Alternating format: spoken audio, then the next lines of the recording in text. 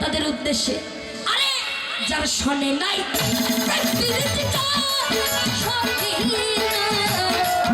শোনে নাই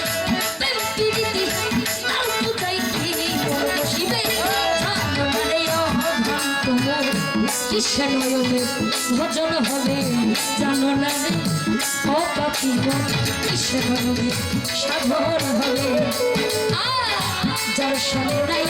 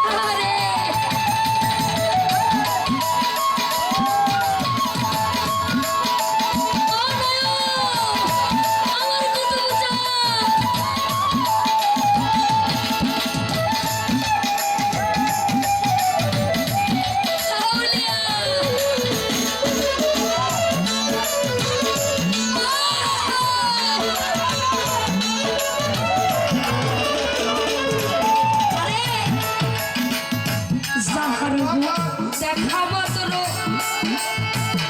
আমার মনে জাগে আনন্দ।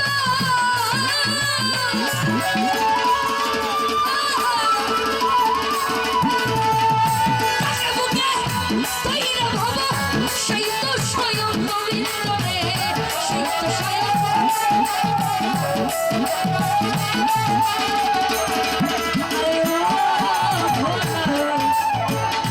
যাহার মুখটা দেখা মাত্র আমার মনে জাগে আনন্দ।